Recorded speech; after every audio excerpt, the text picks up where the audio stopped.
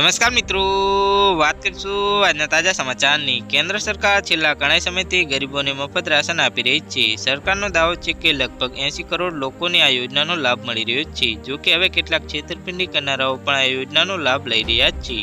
ઉત્તરાખંડનો એક કિસ્સો સામે આવે છે, જેમાં ઠગ ટોળકી લોકોના દસ્તાવેજો ભેગા કરીને તેનો નવા સિમ કાર્ડ ખરીદવામાં ઉપયોગ કરતી હતી। આ તમામ નકલી સિમ કાર્ડનો ઉપયોગ કરીને લોકો સાથે સાયબર છેતરપિંડી કરવામાં આવતી હતી।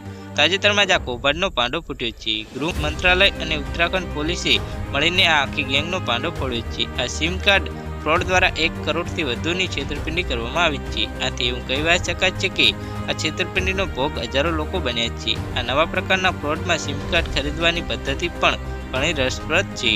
નવું સિમ કાર્ડ ખરીદવા માટે આઈડી અથવા તો ફોટોગ્રાફની જરૂર પડે છે, તેમજ એક વ્યક્તિના આધાર કાર્ડ પર કુલ 9 સિમ ખરીદી શકાય છે।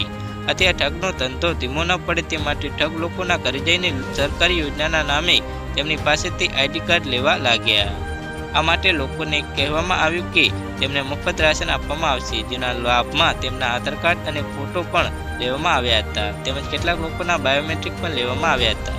સિમ કાર્ડ ખરીદ્યા પછી તેને એક્ટિવ કરવામાં આવતા અને ત્યારબાદ તેની બોલી લગાવવામાં આવતી।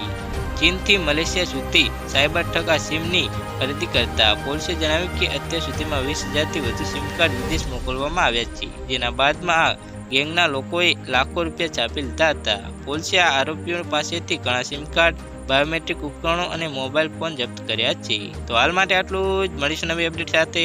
જો તમને અમારા વિડીયો પસંદ આવતા હોય તો વિડીયોને લાઇક કરી, ચેનલને સબસ્ક્રાઈબ કરી, બાજુમાં આવેલા બેલ આઇકનને દબાવી દેજો, જેથી તમને આવા નવા સમાચારની અપડેટ મળતી રહે।